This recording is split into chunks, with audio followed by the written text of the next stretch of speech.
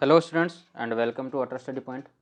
Solid state physics में हम पढ़ रहे थे क्रिस्टल स्ट्रक्चर्स के बारे में, जिसमें कि हमने जाना था कि प्रिमिटिव सेल किस प्रकार बनता है और यूनिट सेल और प्रिमिटिव सेल में कैसे डिफरेंस होता है दोनों में।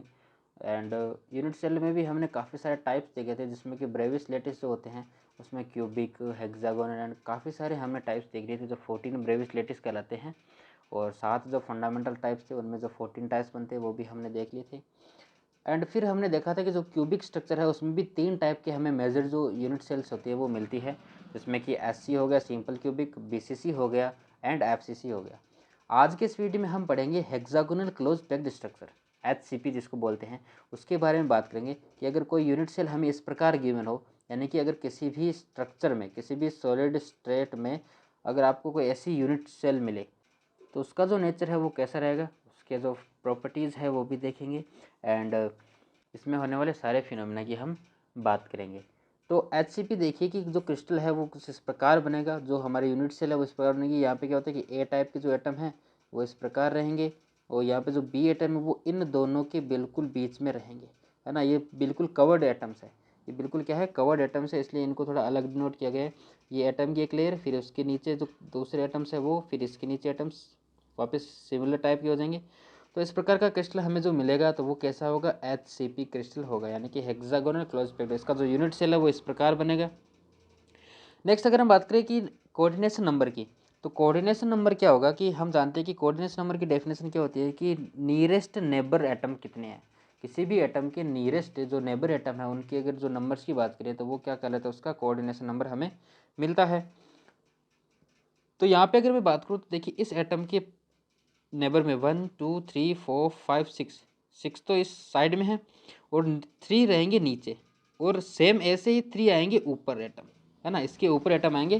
तो टोटल नंबर ऑफ एटम्स कितने हो जाएंगे, 6 + 3 यानी कि 12 हमें क्या मिलेगा, कोऑर्डिनेशन नंबर मिलेगा। इसके अराउंड तो किसी भी एटम पे जाके अगर आप बैठेंगे तो उसके अराउंड आपको क्या करेंगे कि 12 एटम्स आपको मिलेंगे उसके एकदम नियरेस्ट डिस्टेंस पे, है ना। तो कोऑर्डिनेशन नंबर इसका कितना हो गया, 12 हो गया।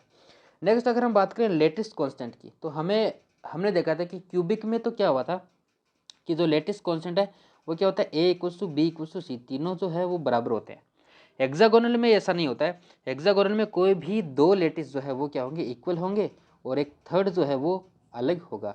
तो यहाँ पे क्या होगा कि A एंड B है वो क्या होंगे, बराबर होंगे। वो कौन से लेटिस, ये वाला लेटिस,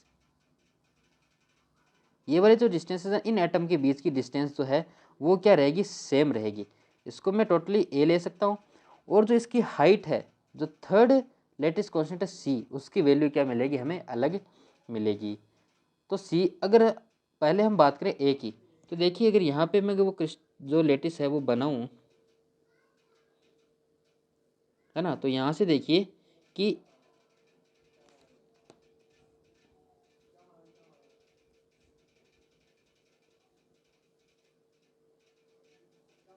देखिए ये एटम यहाँ पे ए है, और ये दोनों जो एटम्स है वो एकदम क्लोजली है, टच कर रहे हैं। तो इसकी जो डिस्टेंस आर है ये आर है, तो ए की वैल्यू यहाँ से क्या आ जाएगी, A = 2r।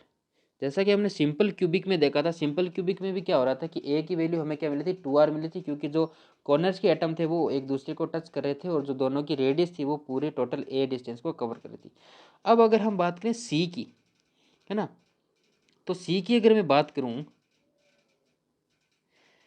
ये यहाँ से नहीं होगा, ये मैंने आपको सिर्फ दिखाने के लिए बता दिया, क्योंकि ये बनेगा तो यहाँ से, है ना, जो ये स्ट्रक्चर है वो यहाँ से बनेगा, लेकिन इसका ऊपर का सरफेस दिख रहा है इसलिए मैंने ऊपर वाला पार्ट यहाँ बनाया और नीचे वाला यहाँ। आप पूरे को मत लेके चलना, क्योंकि ये 2 लेयर्स आ गई इसमें, सिर्फ ये एक ही बनेगा यहाँ से लेके यहाँ तक, है ना। जो ये रहेगी वो क्या रहेगी, यहाँ से लेके यहाँ तक ही रहेगी ये वाली चीज़, है ना, ये वाला टर्म, ये वाली यूनिट सेल यहाँ पे बनेगी। ये मैंने नीचे दिखाया क्योंकि सिर्फ आपको समझाने के लिए, आप ऐसे मत बना देना कंप्लीट में पूरा, ठीक है। तो इसमें अगर बात करें तो लेटेस्ट कॉन्स्टेंट ए की वैल्यू आ गई 2r। अब हमें फाइंड आउट करना है सी की वैल्यू।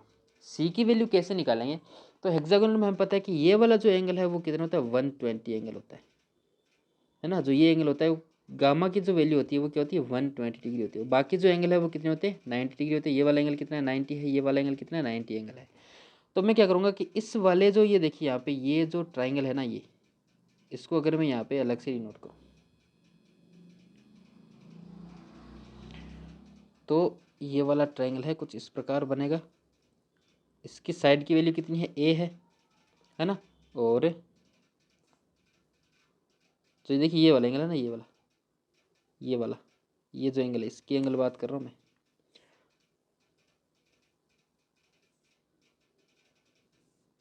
ये वाला जो है ना ये,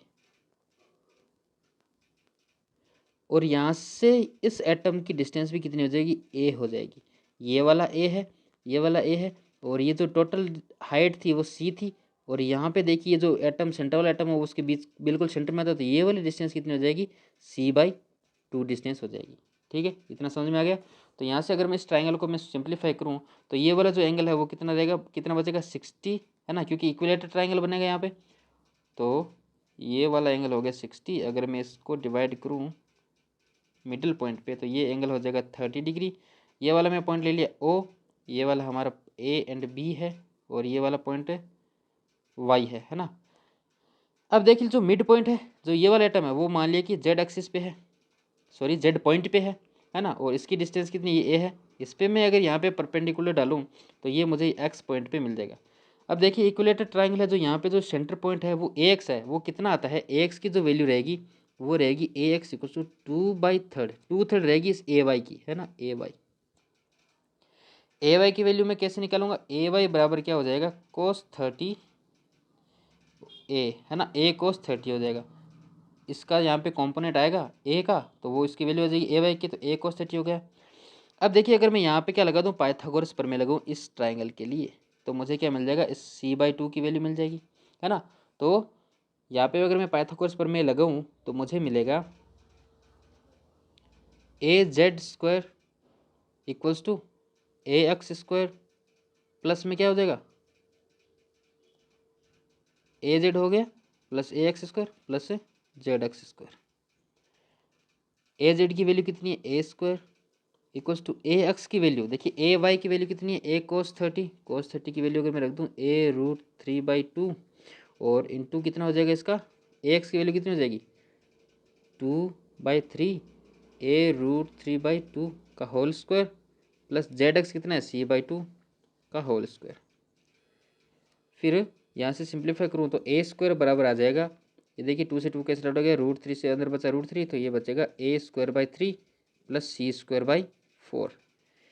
यहाँ से मैं c की वैल्यू निकाल सकता हूँ जो कि आएगी a√8/3, है ना। यहाँ से a²/3 को आगे भेज दिया मैंने, माइनस में हो जाएगा, फिर उसका अंडर रूट कर दूंगा, तो c की वैल्यू मेरे पास आ जाएगी a√8/3। ठीक है, ज़्यादा कोई कॉम्प्लिकेशन था नहीं इसमें, सिर्फ आपको ये देखना है कि ये वाला जो पॉइंट है इसकी यहाँ से डिस्टेंस a रहेगी, क्योंकि ये लेटिस के अंदर ही आ रहा है ना, लेटिस कॉन्स्टेंट में रहेगा। और फिर ये जो डिस्टेंस है वो c/2 हो गई। और इन ट्राइंगल्स को, जो दो ट्राइंगल्स बनेंगे, एक तो इस प्लेन में है और एक इस प्लेन में है, तो इन दोनों ट्राइंगल्स को सॉल्व करके मैं c की वैल्यू निकाल सकता हूँ। तो c की वैल्यू आ गई a√8/3।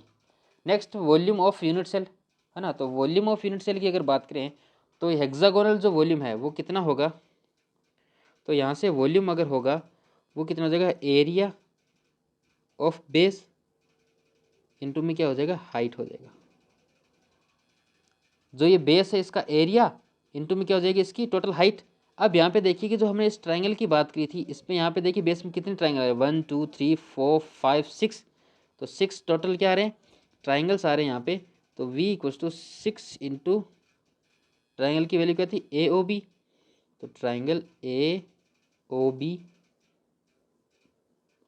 मल्टीप्लाई में क्या हो जाएगा, इसकी हाइट हो जाएगी। अब v बराबर 6 इंटू इसका अगर मुझे एरिया निकालना है तो देखिए यहाँ से मैं लिख सकता हूँ 1/2 बेस इंटू हाइट, ये बेस हो गया ओ बी, हाइट होगी इसकी ए वाई, तो इंटू 1/2 इंटू बेस कितना था ओ बी इंटू हाइट कितनी ए वाई, और इंटू में हाइट की वैल्यू कितनी होती है सी।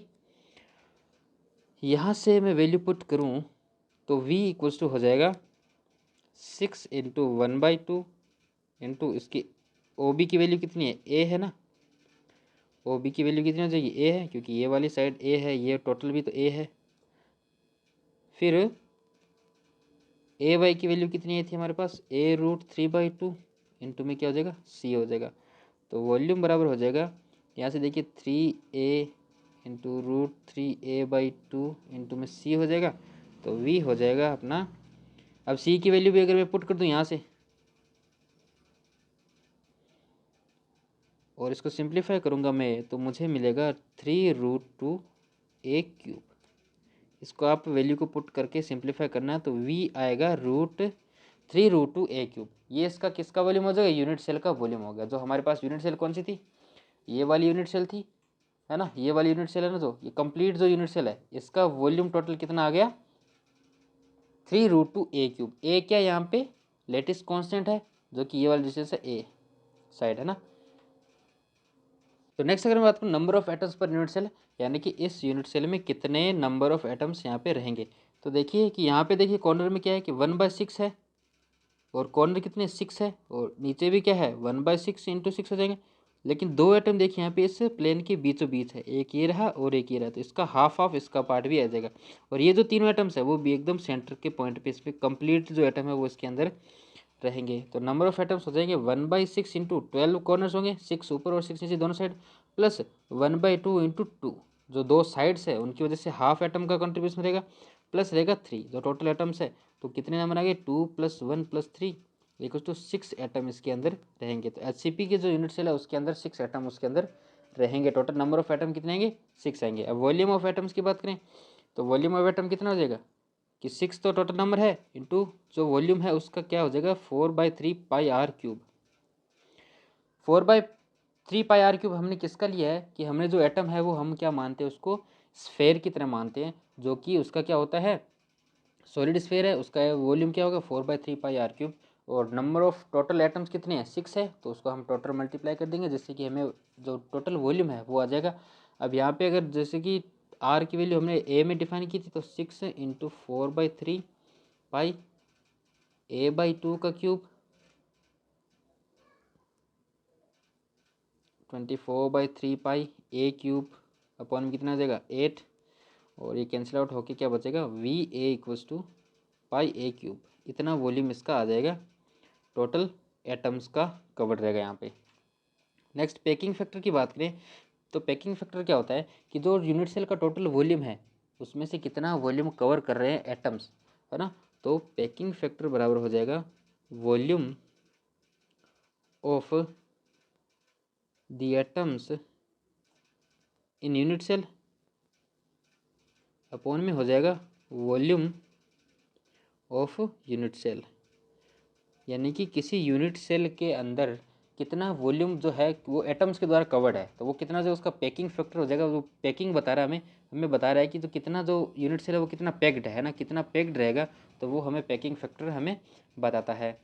तो पैकिंग फैक्टर बराबर हो जाएगा वैल्यू अगर रखते हैं हम तो पैकिंग फैक्टर इक्वल्स टू हो जाएगा πa³ वॉल्यूम का हो गया, एटम्स का वॉल्यूम हो गया, और अपॉन में क्या हो गया a³ 3√2, है ना।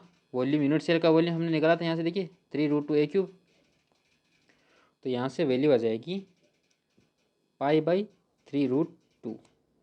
इसको अगर न्यूमेरिकली मैं रखूँ तो कितना आ जाएगा 0.74 या फिर 74%, यानी कि 74% क्या रहेगा वॉल्यूम पैक्ड रहेगा एटम्स के द्वारा।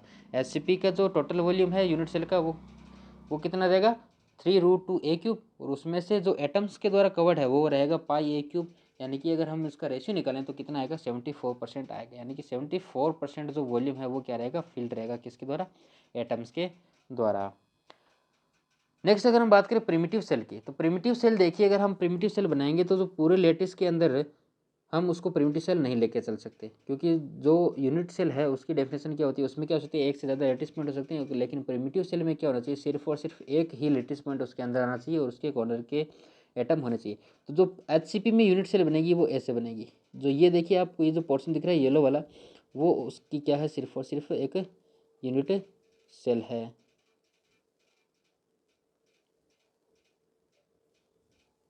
ये वाला इतना पोर्शन तो यूनिट सेल होगी, इसकी हाइट कितनी होगी c, इसकी ये साइड होगी a, है ना, और ये वेक्टर हो गया b। हमें पता है कि जो प्रिमिटिव सेल है उसको हम बेसिस वेक्टर से डिनोट करते हैं, जो कि a vector, b vector and c vector है। ये सी वेक्टर हो गया, ये बी वेक्टर हो गया, ये ए वेक्टर हो गया। अब अगर हम 3D में बात करें तो मैं क्या करूँगा कि यहाँ पे एक कोऑर्डिनेशन सिस्टम यहाँ पे डिनोट करूँगा। ये हमारा ओरिजिन है, ये हो गया जेड एक्सिस, ये हो गया वाई एक्सिस, और इसका परपेंडिकुलर हो गया एक्स एक्सिस, है ना। तो ये जेड वाई और एक्सिस हो गया। प्रिमिटिव वेक्टर्स निकालने के लिए हमें सबसे पहले उनका मैग्नीट्यूड एंड उनकी डायरेक्शन निकालनी होगी X Y and Z vectors में। जो जो हमारे कार्टेशियन कोऑर्डिनेशन है उसके अलोंग हमें उसकी वैल्यू निकालनी पड़ेगी। तो सबसे पहले अगर ए वेक्टर की बात करें तो जो वेक्टर ए है उसका देखिए कि ये एक वेक्टर है ए, यहाँ से जो ये एंगल है टोटल कितना एंगल था 60 एंगल था, और ये एंगल कितना बचेगा 30।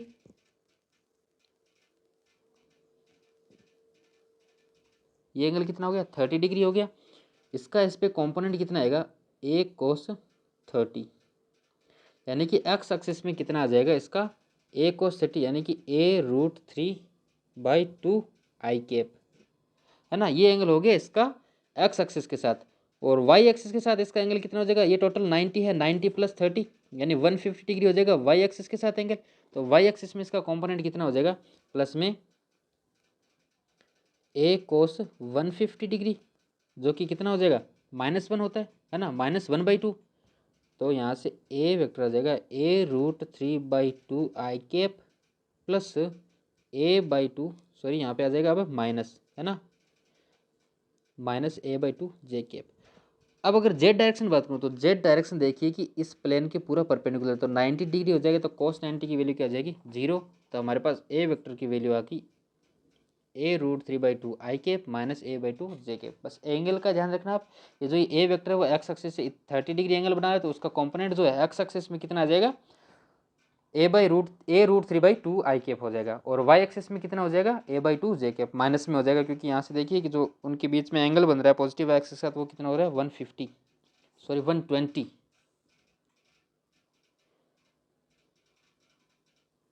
ये एंगल कितना हो जाएगा 120 हो जाएगा यहाँ पे 120, ये कितना है 120 हो जाएगा यहाँ पे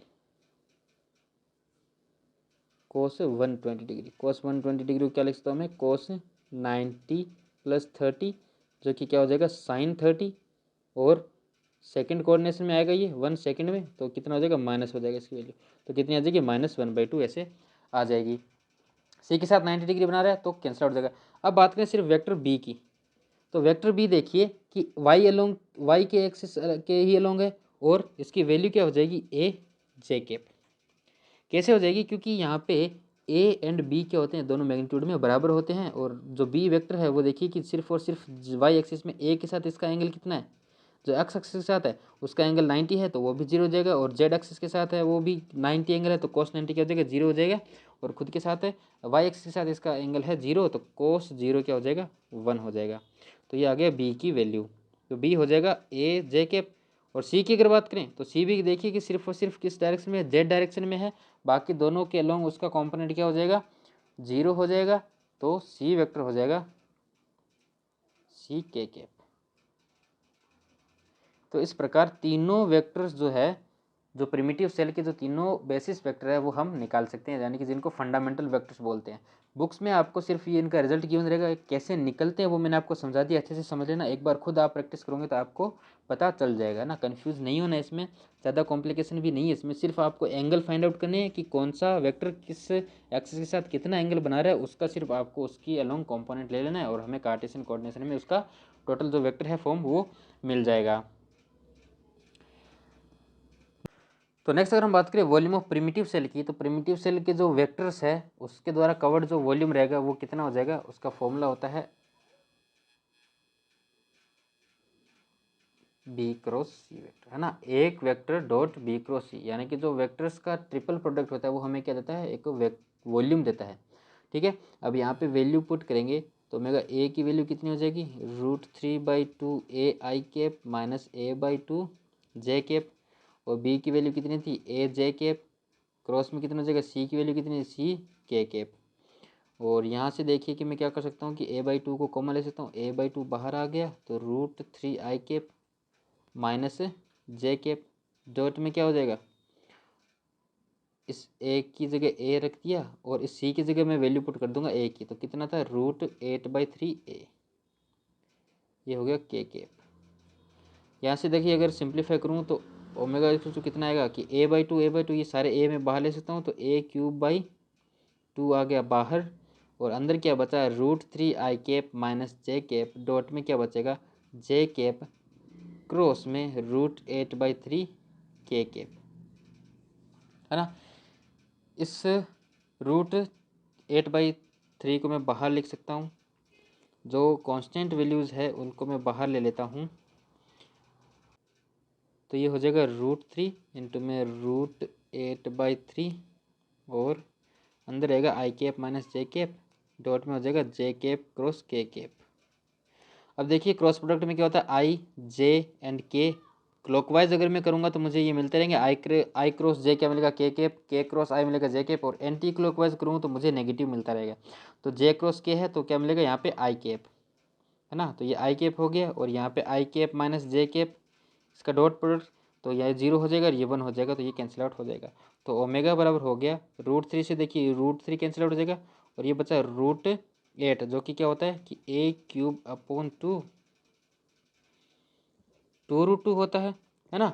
और इसको सिंप्लीफाई करूँगा तो ओमेगा बराबर आ जाएगा √2a³, यानी कि इतना वॉल्यूम जो है वो प्रिमिटिव सेल कवर करेगा। फाइनल जो रिजल्ट है उसमें डायरेक्शन नहीं मिलेगी आपको, क्योंकि वॉल्यूम क्या है कांस्टेंट होता है, एक स्केलर क्वांटिटी है, उसकी डायरेक्शन आपको नहीं मिलेगी।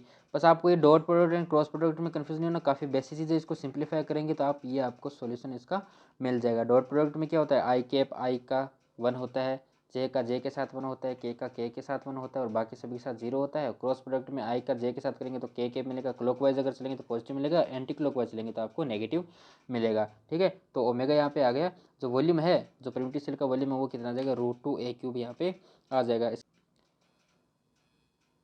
नेक्स्ट हमें यहाँ पे एक अनदर टाइप का स्ट्रक्चर भी देखने को मिलता है जिसे बोलते हैं पेरोव्स्काइट स्ट्रक्चर, जिसमें कि एग्जांपल जैसे देखिए कि बेरियम टाइट्रेट है ना, बेरियम जो टाइटनेट है और कैल्शियम टाइटनेट है, ये सभी एग्जांपल है इसके। जो ये एलिमेंट्स होते हैं ना वो उनका स्ट्रक्चर कुछ इस प्रकार होता है।